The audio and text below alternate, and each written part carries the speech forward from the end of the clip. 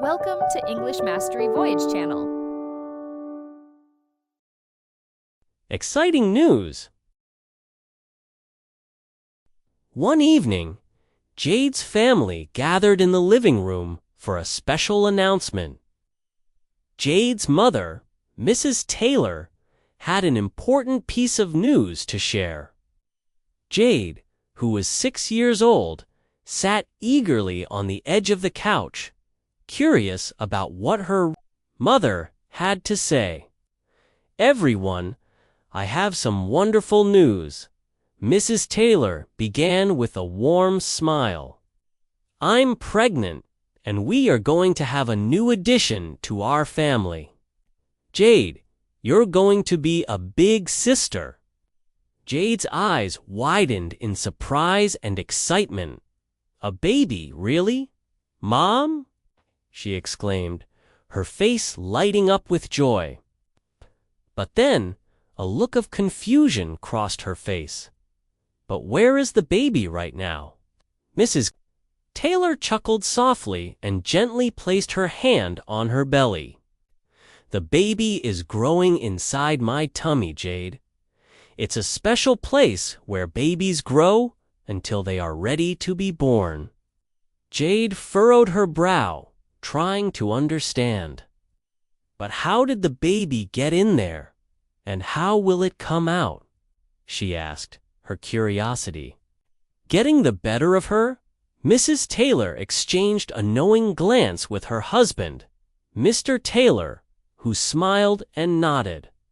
She then turned back to Jade and said, "Well, Jade, it's a bit complicated, but I'll try to explain it simply. When a mom and dad decide they want to have a baby, they create a special little seed that grows into a baby inside the mom's tummy. The baby stays there until it's big and strong enough to come out into the world." Jade listened carefully, her mind racing with questions. "Does the baby have toys and books in your tummy? How does it eat and sleep?" Mrs. Taylor laughed softly. "No, the baby doesn't have toys and books in my tummy. But the baby gets all the food and nutrients it needs through a special connection called the umbilical cord. And the baby sleeps a lot, just like you did when you were a baby." Jade nodded slowly, still processing the information. "Will I be able to talk to the baby before it's born?" she asked. "Yes, you can talk to the baby, and the baby will be able to hear your voice," Mrs. Taylor replied. "It's a great way for you to bond with your little brother or sister even before they are born." Jade smiled, feeling a sense of excitement and responsibility.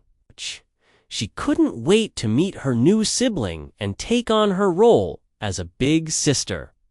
From that day on, she often talked to her mother's tummy, sharing stories and singing songs, eagerly anticipating the arrival of the newest member of their family. Mischievous boy.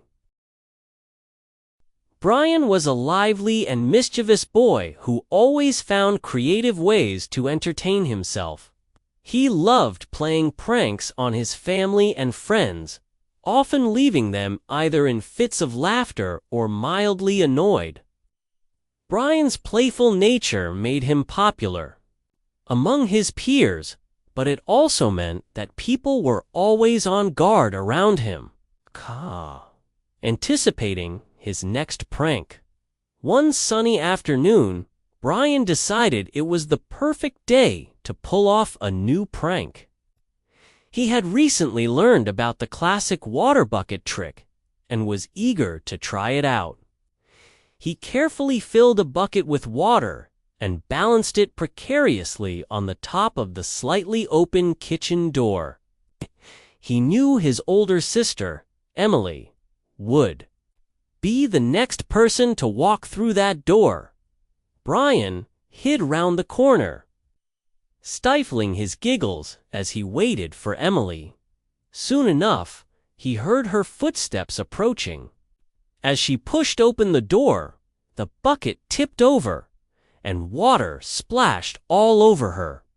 Emily gasped in surprise, and her face quickly turned to one of anger. "Brian, you little rascal!" Emily exclaimed, frustrated as she wrung out her wet hair and clothes. "This isn't funny at all. Now I have to change and dry off." Brian felt a pang of guilt seeing his sister so upset. "I'm sorry, Emily. I didn't mean to make you angry," he said sincerely. Emily sighed. "Brian, sometimes your pranks are fun, but you need to know when to stop.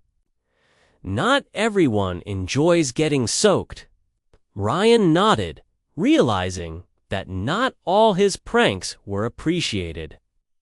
"I'll try to be more considerate next time," he promised. Brian's pranks weren't limited to his family.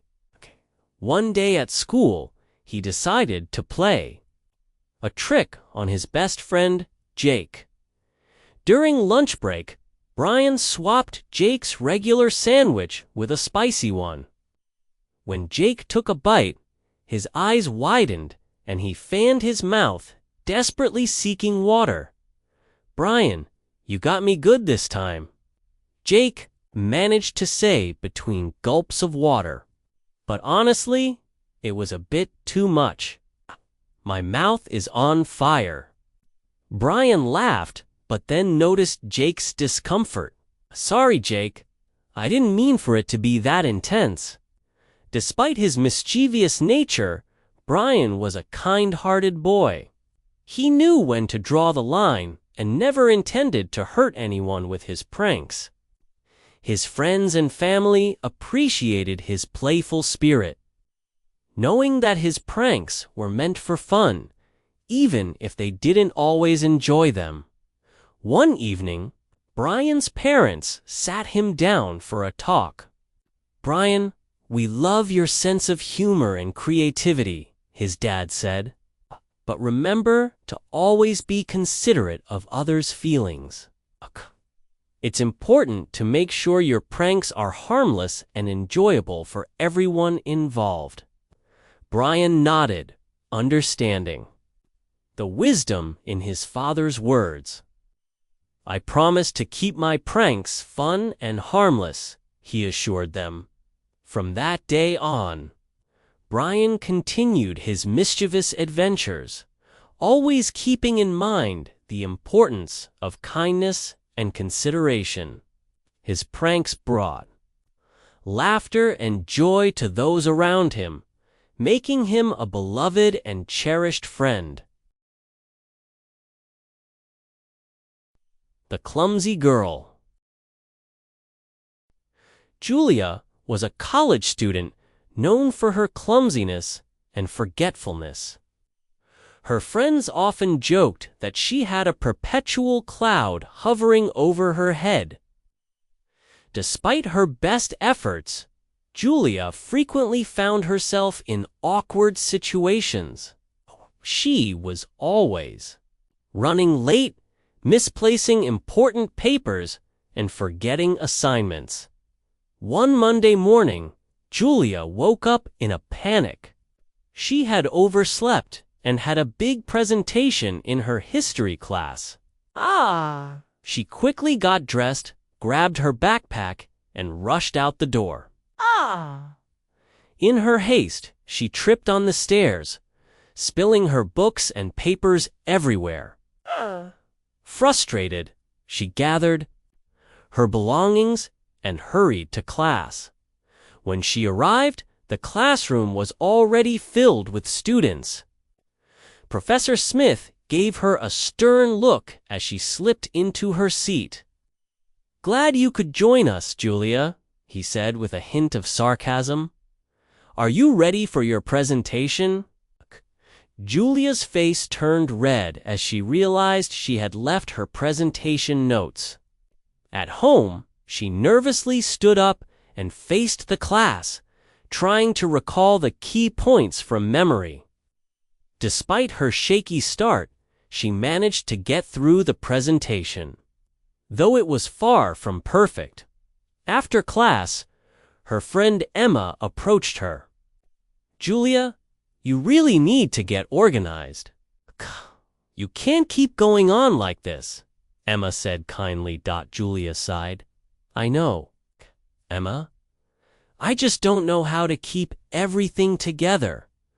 Emma smiled and offered to help. "Let's work on a plan.